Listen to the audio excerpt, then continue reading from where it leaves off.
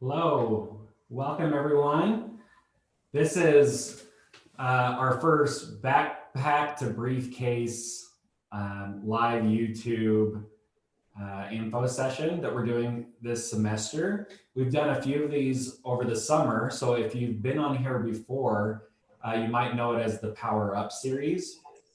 Now that fall has started, recruiting is in full swing, and we wanted to invite some of those corporate leaders, some of those employers that come onto our campus and recruit our students to come teach us about a few things that will help you get ready for your career and get a job.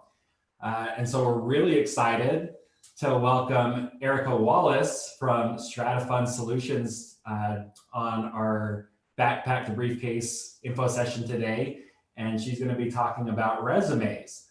So just as way of introduction, Erica has worked in corporate and agency recruiting prior to leading the talent acquisition at Strata Fund Solutions.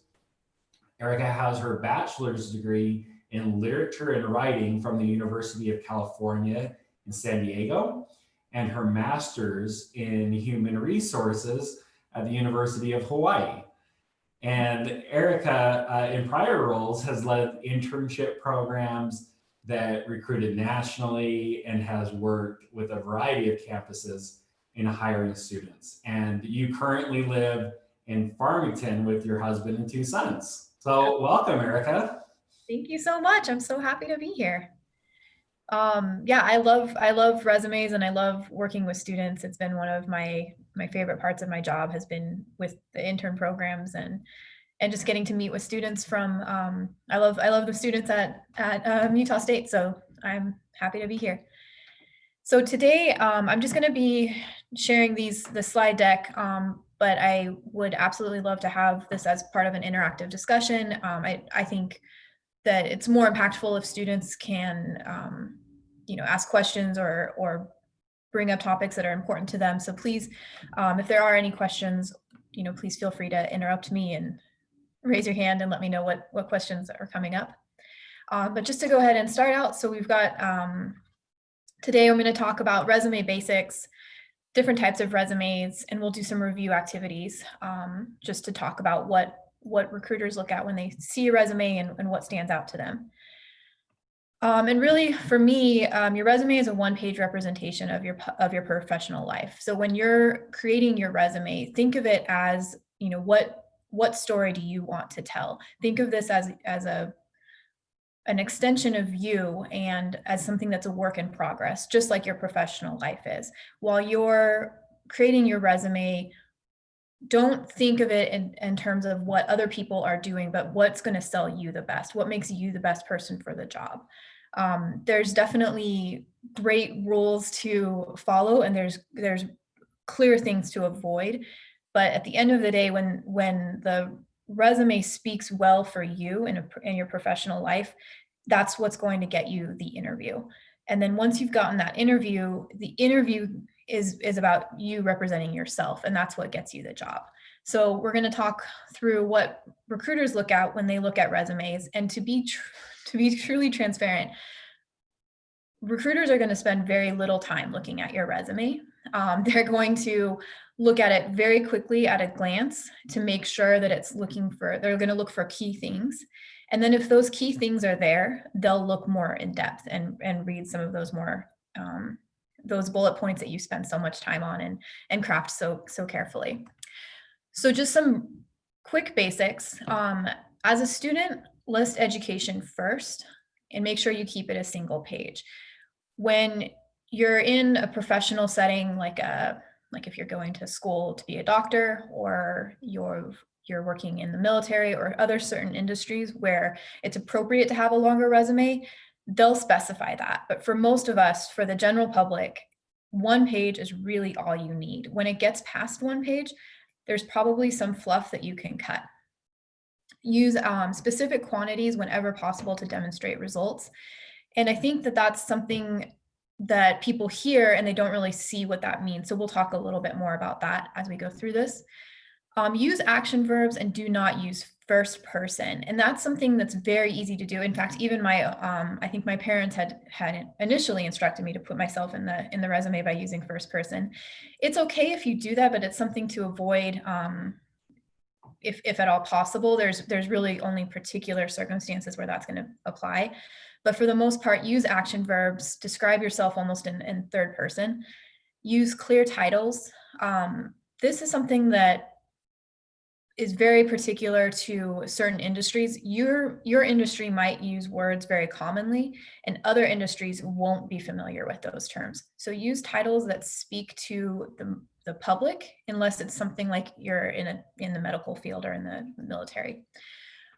Bullets are best when you're writing your resume. Just think of what's going to be easiest to read, what people are going to look at first. So we call it a word wall when there's just a block of words. So just avoid doing that by breaking it up using bullets.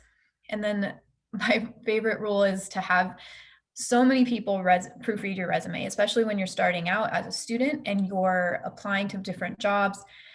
It's so easy to, I've had people upload other people's resumes under a different name. I've had people upload resumes that have track changes in them.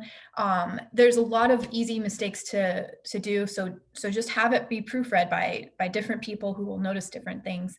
And then when you upload that resume into your job application, you'll feel confident and feel good about it.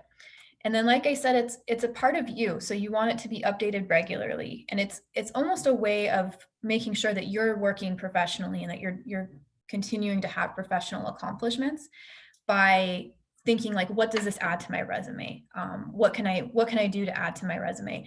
And when you're in an interview, being really familiar with your resume, knowing that your resume has been updated recently, feeling confident that you're continuing to add to that resume is really going to be, it's going to give you confidence. And when you're in because that ultimately the interview is what is going to get you the job. So you want the interview to be where you really sing.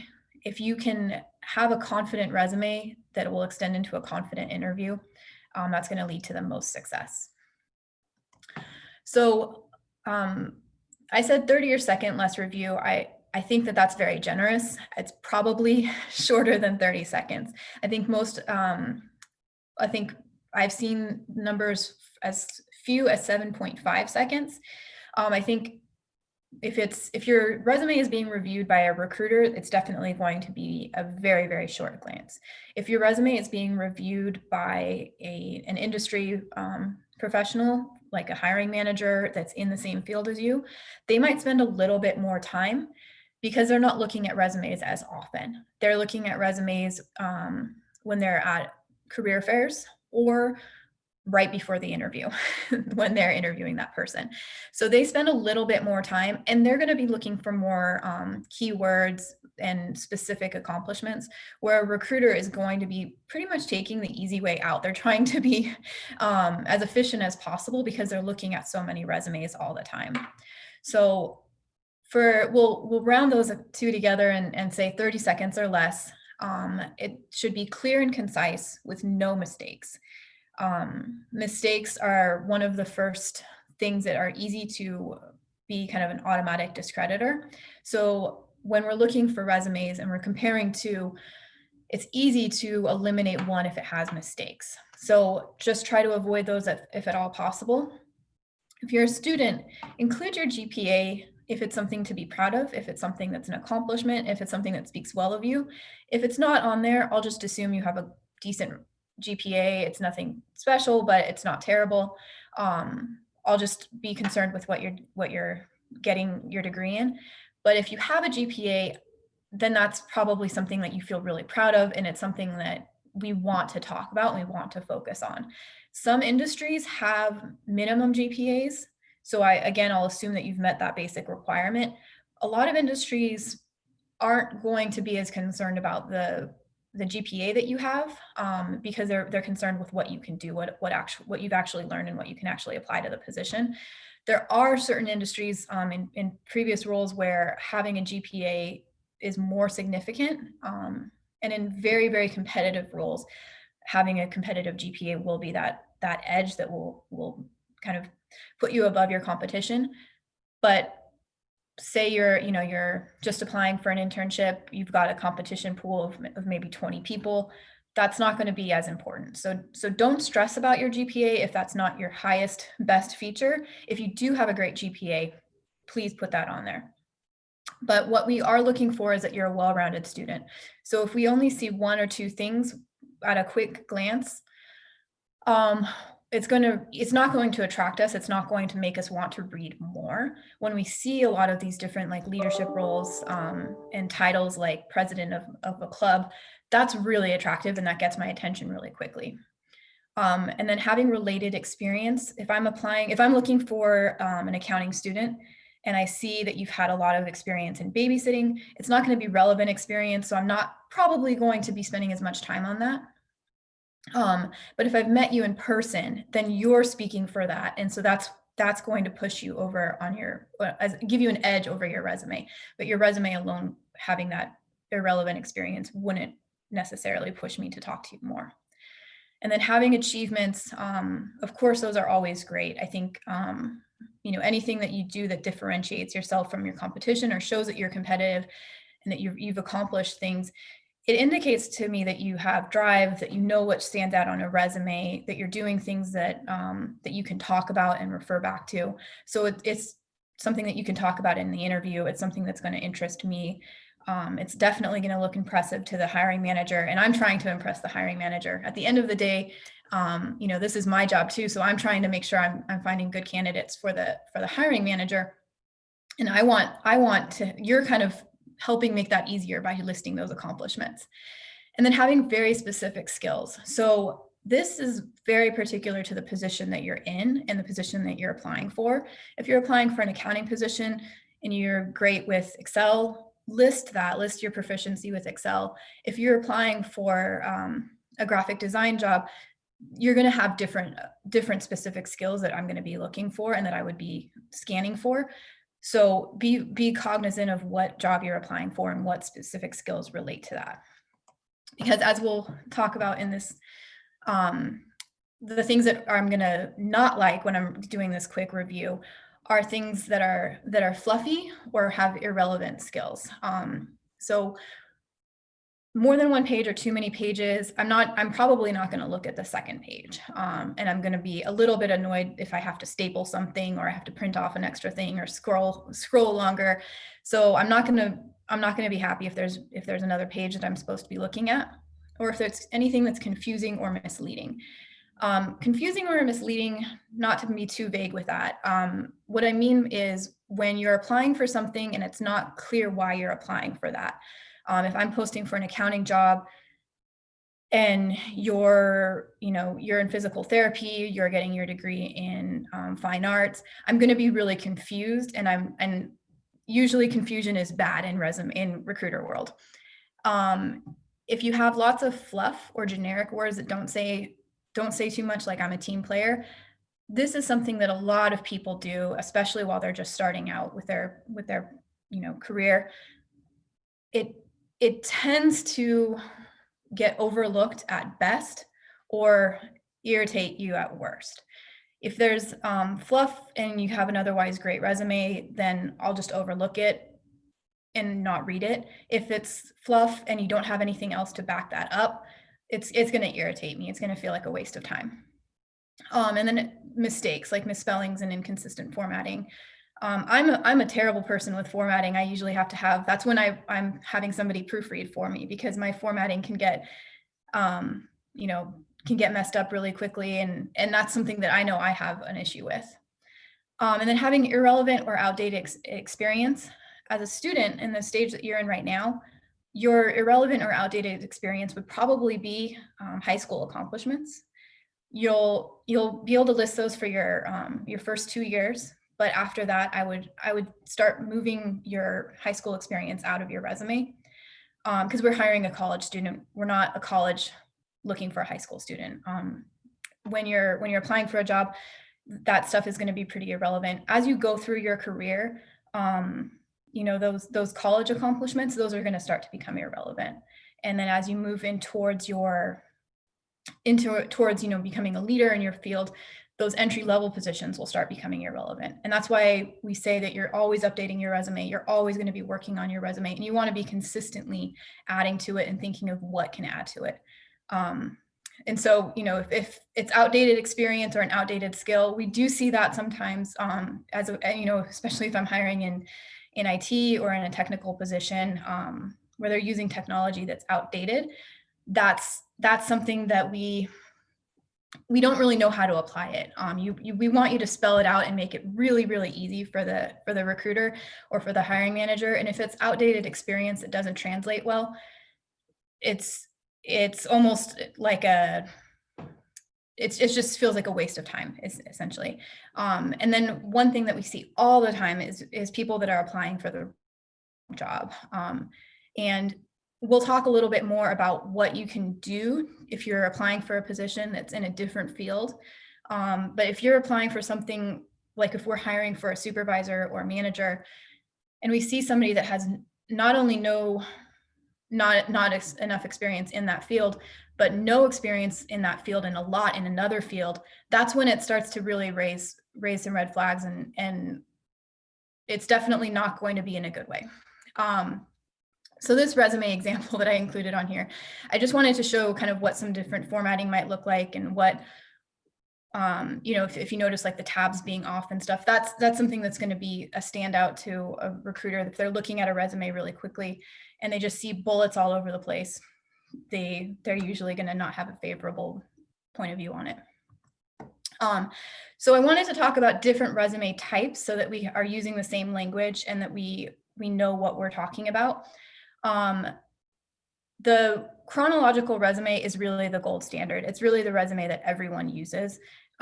It's most impactful for most people. If you're not, if it's not what you're going to need to use, it's probably going to be an exception to the rule, and you'll know that. You'll know going in that you're going to need to make a really specific, special kind of resume.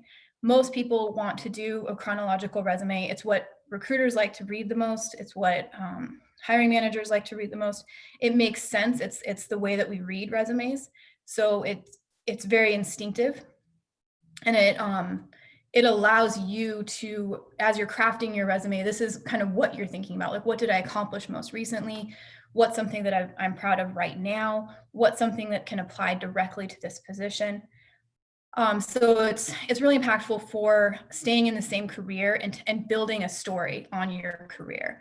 I started out as a clerk, and then I moved into an analyst role. Then I moved into a supervisor role. Then I moved into a management role. And now here I am today applying for this director position. It tells a story. It tells that you've had progress. It lets the manager or the hiring person know this person, has been moving up as they've been going along. The exceptions that I keep referring to are if you are changing careers. So if you're applying for the wrong job, if you've been working your whole career in accounting, and all of a sudden you've decided, you've had this epiphany and accounting's not for you anymore, you want to go be an engineer, then we might want to see a different type of resume that's not chronological, because we're going to look at your most recent job in a chronological resume. And if I'm hiring an engineer and I see accountant, I'm going to think this is the wrong job. This isn't what we want. And then if you have large gaps or breaks in employment history, this is something that, if you decide not to work when you go to grad school, or if you're taking time off for a sabbatical, or for raising a family, or for moving to a different country or a different state, then those kinds of things, like having a different type of resume that's not chronological, will apply. Or if you're coming back into the workforce and you've got outdated or irrelevant positions that you want to show that you've been working consistently, but you're trying to get back into your desired field, then having a chronological resume won't tell that story. You'll want a different type of resume. But chronological resume is probably what your career coaches have been telling you about. It's probably what your professors have been talking to you about. Most likely it's what every employer that you're going to be meeting with at Meet the Firms or at the Career Expo, that's what they're going to be looking for. So for all intents and purposes, this is the resume format that you want. But a functional resume is the other kind of resume that is most common.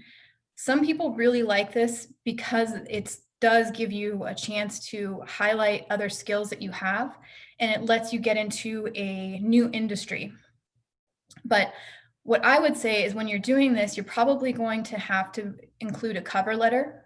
The functional resume probably won't stand on its own, but it's great for highlighting skills, showing that you've been working consistently, even if you're going into a new field now. So this is great when you're re-entering the job market, or it can be good if you're a student who has done a lot of studies and done maybe some thesis work or some experience that you've gotten that's not tied to a paid position or paid to a volunteer position, but experience that you've gotten just by studying, and you want to show that you've gotten those skills from having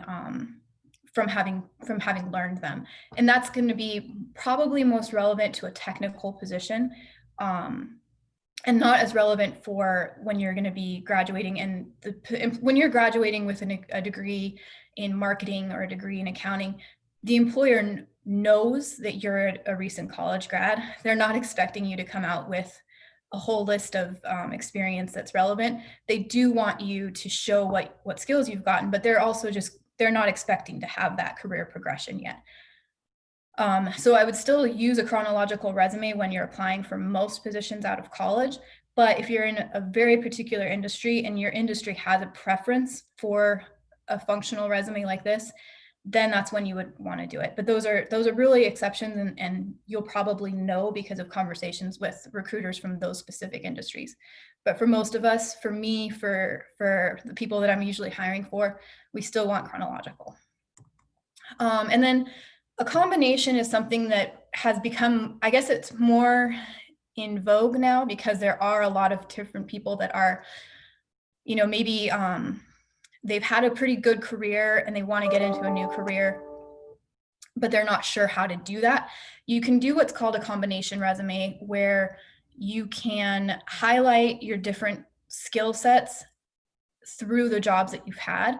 And it's not going to be about career progression, but about skills you've picked up in these different positions. If the skills that you've picked up, though, are things like Microsoft Word or typing or social media, or things that are more, kind of applicable to every job, then I wouldn't list those as a standout skill. When we're saying that you want to highlight niche skills, it's probably going to be in, like you've gotten particularly accomplished in Excel or in coding. So a resume type that I've included is a cover letter. It's not as common nowadays. So traditionally in the past, a cover letter was really impactful if you were sending your application to a person, to an individual.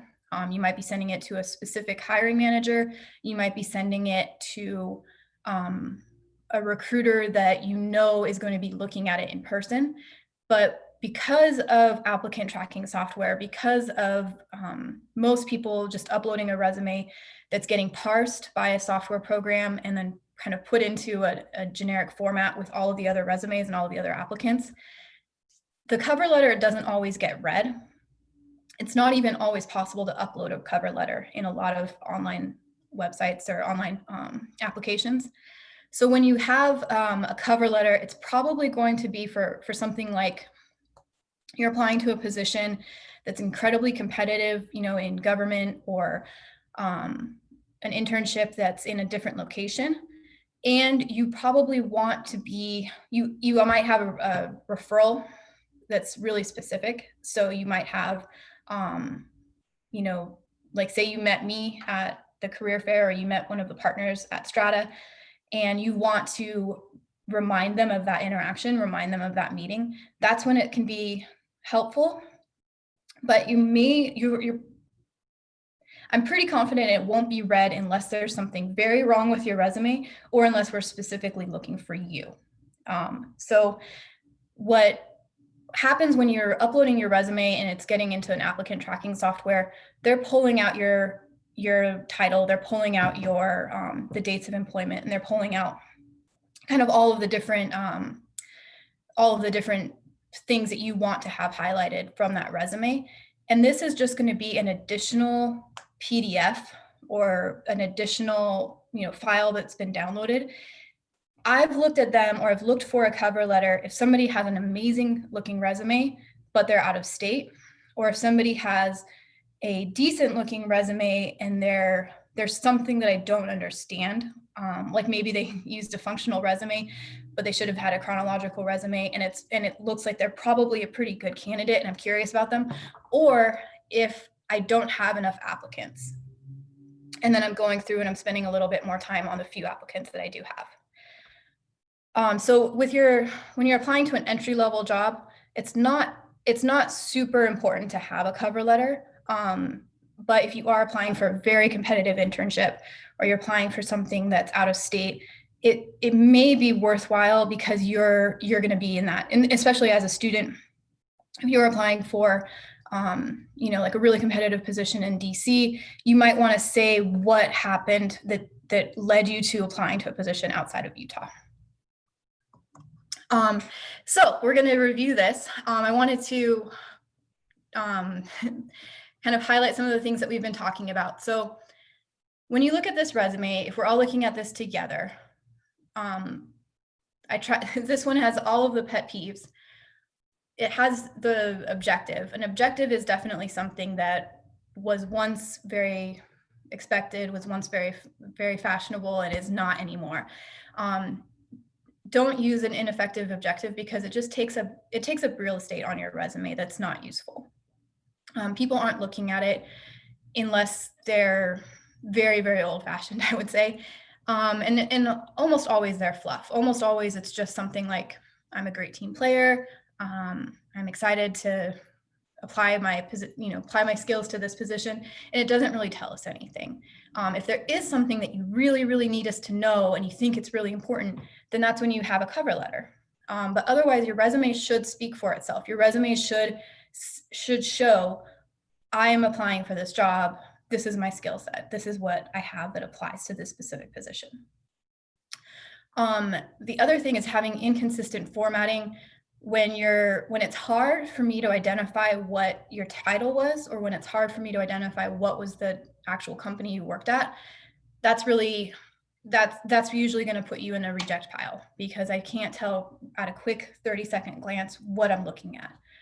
And then leaving out accomplishments. If you're just listing the position that you had, like summer intern, it doesn't tell me anything. It doesn't tell me what you learned at that internship. It doesn't tell me why you did that internship, what that internship is going to give you that's going to apply to the position that I'm trying to hire you for. So if you do have something like a summer internship, think of what you took away from that and put that in a bullet form using action words. And then absolutely never, never, never misspell a word or have a grammar mistake. It's such an easy thing to correct for. It's such an easy thing to avoid. This one, I tried to make kind of a better looking resume. First thing you'll notice is that this person went to Utah State University. So I know that they're going to be an all-star, and I'm really excited to meet them. Also, this person listed things like a really high GPA. They listed things like having dual honors. They listed the activities that they had underneath the school that they're at. So things like having, being the president of a speech and debate team. I don't want that to come under experience, because that's not something you were paid for. It's not something that you necessarily, it's something that's in an insulated world, but it's something that applies to your college experience. And that's really relevant when I'm looking at a college student to see what they accomplished as a college student in their college. So I want things like honors, society, or the activities that you've done. I want those to be listed under that. And then under experience, I do expect the experience to be, if possible, something relevant, but things like managed 5,000 plus donor database in Salesforce, that's a very quantifiable number. That's something that I can immediately look at and say, like, okay, if I'm hiring for somebody and I know that they're going to be looking at thousands of data points, having this number in here tells me that this person is relevant for that. That might have been a standard thing that everyone who was in this position would have had that, but I don't know that necessarily. And so what's helpful for me is to be able to see a number, know that they're okay with using a lot of data points in their position. And even if it's something that everyone in that role did, then it still lets me know that they would be able to do it for my position.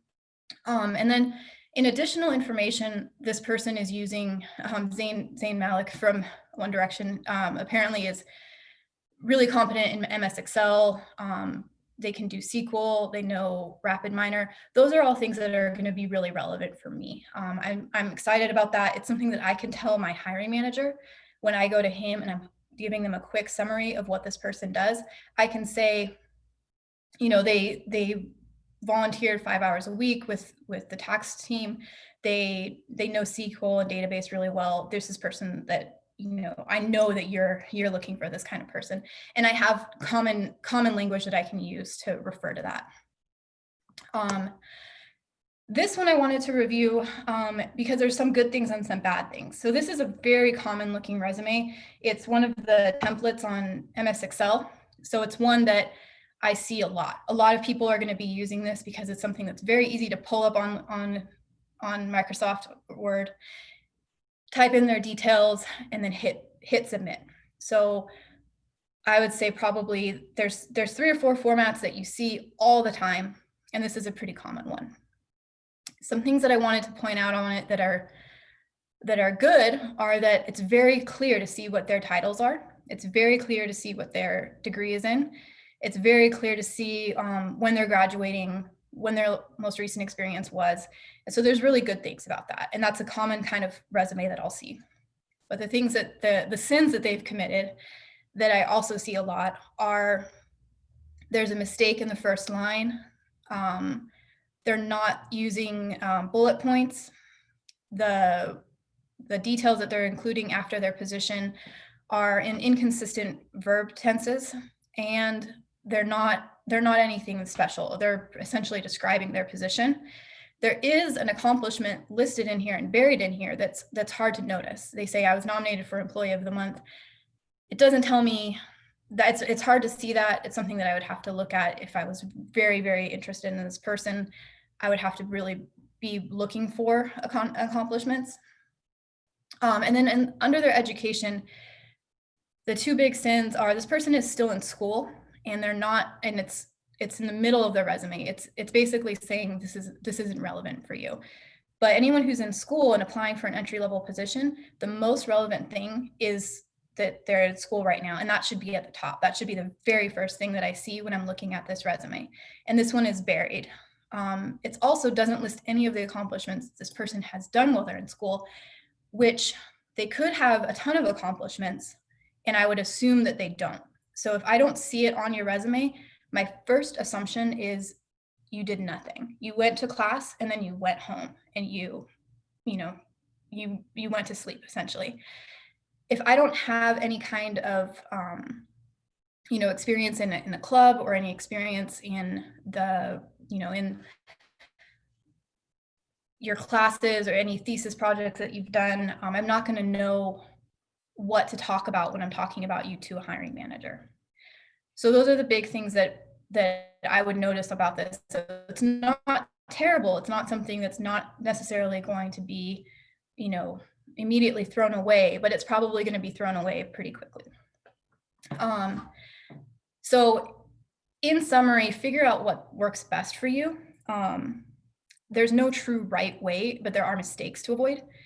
And you want to think of this as, what you're going to be doing to obtain an interview. And when I look at a resume, I'm looking at it like a book, and I'm reading it to find the story of this person. And if the story is that they're a student, I want that to be the very first thing that I see so that I can immediately put them in my student pile, say this is a student, this is their degree, this is what they've been doing in their career, or this is what they've been doing in their academic career, and be able to talk to, I have hiring managers come to me all the time saying, what kind of accounting students do we have? What kind of students do we have from Utah State University? What are the students doing right now that you can immediately show me?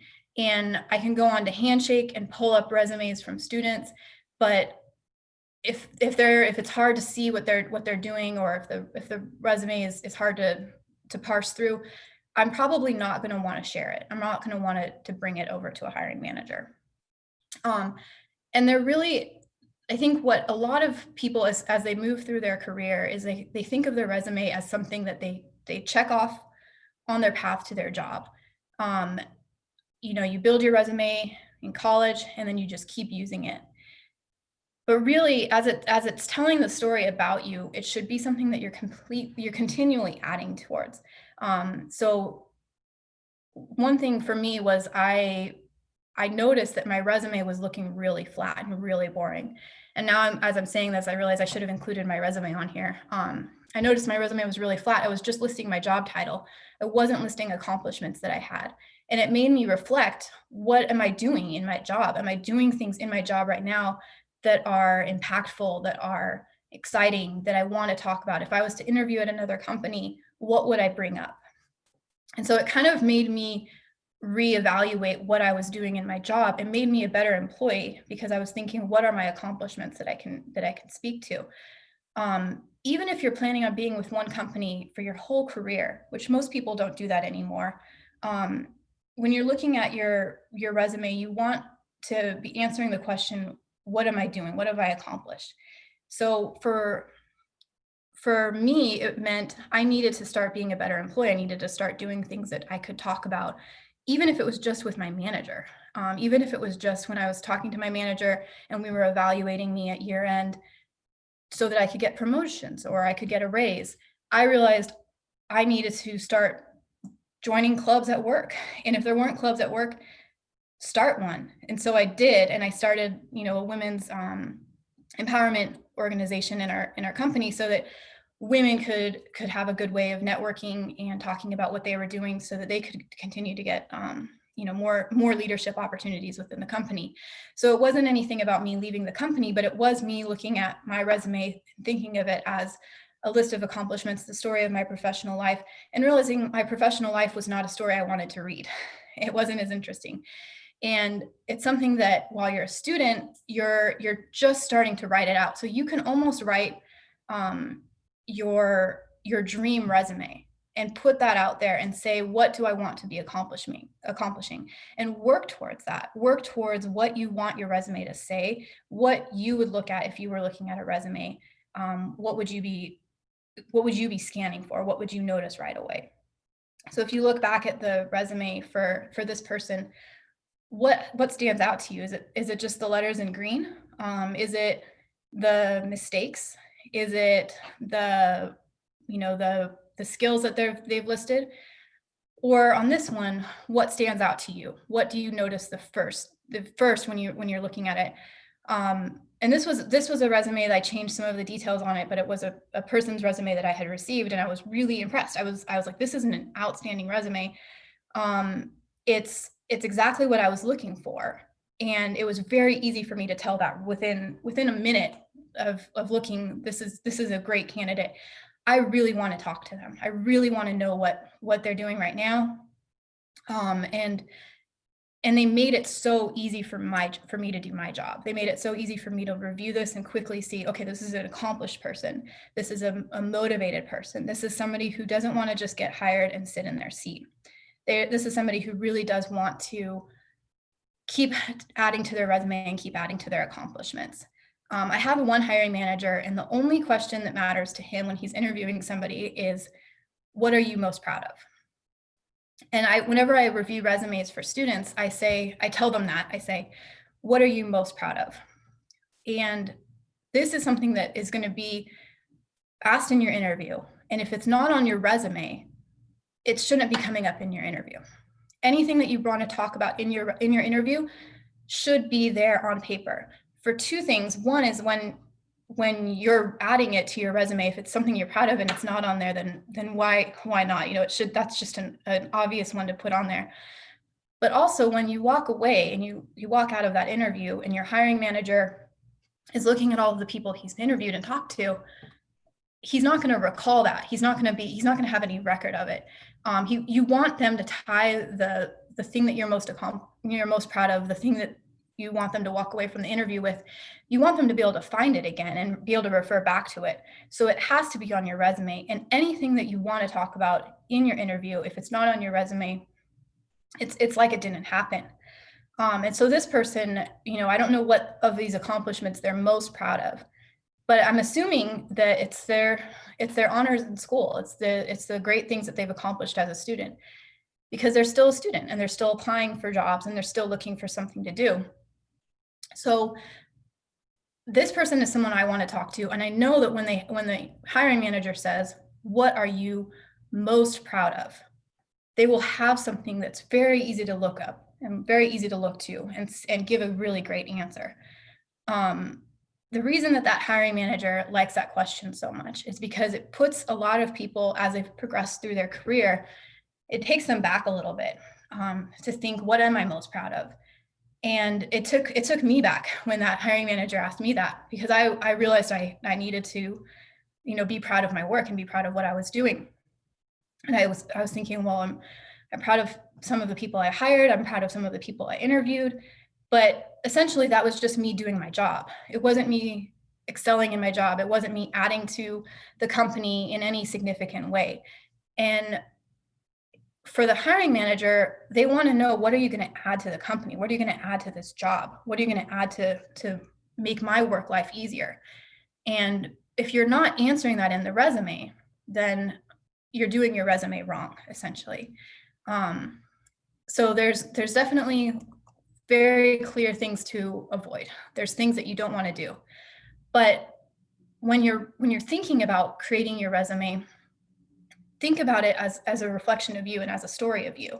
And you can continue to add to it. You can continue to develop it. And you're learning those skills in school on how to develop those, you know, what the things that you're doing in school, like participating in Beta Alpha Psi or in a debate club or doing sports. Those are really, really, truly training you for when you're in your position to continue doing things like that, to not just sit on your laurels, not just think, okay, I got the job, or okay, I got into college. You know, when you're applying to colleges and you're building your academic resume as a high school student, you're thinking, what are colleges looking for? And so you're doing all of these activities in high school to make sure that the college will pick you and you'll be accepted to college. And it's the same way through every stage of life. It just gets a little bit harder to interpret what those are going to be. So when you're in college, you're thinking, what's going to get me the job? And when you're in your job, you're going to think, what's going to get me that promotion, or what's going to get me to that next rung of the ladder? And you learn those skills at each of those stages. You're learning that in high school, and you're learning that right now in college.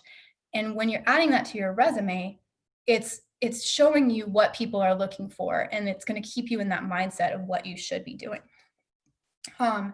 So some of the discussion questions that I wanted to bring up were, what do you want someone to notice first when you're reviewing your own resume, or when you're working on a resume with your career coach, or with a professor, or with a mentor that you might have? What are they going to notice first? Put that at the top of the resume.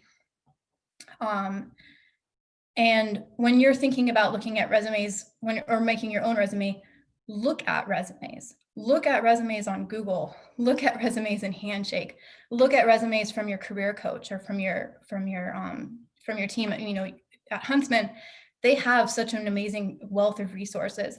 You can look at resumes of past students. You can look at resumes of your career coaches and see, what do you notice first, and what's something that's going to draw your eye. Because essentially someday you're going to be a hiring manager, and you're going to be, as a hiring manager, looking at resumes too. And then always think, what can I do to make my resume better? What can I do to be a better employee, a better student, a better part of this when I'm applying to things? So I don't know if we can have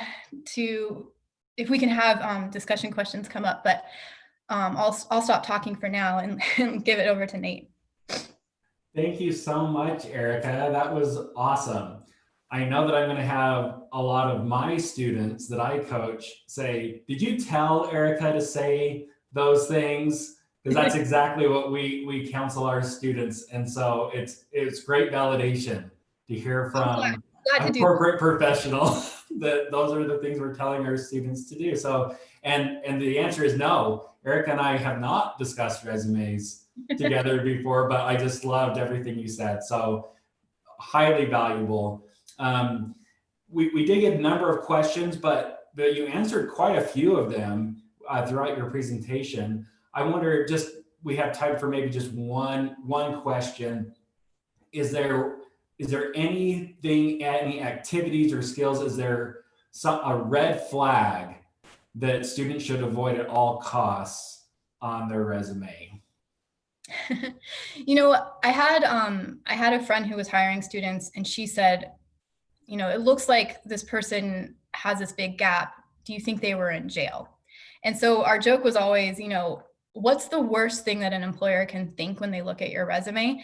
And I don't necessarily think, you know, that there's anything that you could have done that would make you completely unhireable. I think everyone deserves a chance at a job, but for the job that I'm hiring for, there might be certain sins, but don't let me go to that worst place. Don't let me think the worst possible thing. So if there's a big problem on your resume, or a big problem in your professional life that you think you might need to avoid, or you're scared to have that question come up, put it out right away. Because what I'm going to do is I'm going to look at your resume, and if there's something like a big gap or a very bad GPA or no activities, I'm going to assume probably the worst. Not because I have so little faith in humanity, but because that's just what you would do. You know, if there's no accomplishments listed under your position, I'm going to assume that you accomplished nothing. So that might be the worst thing that you could do.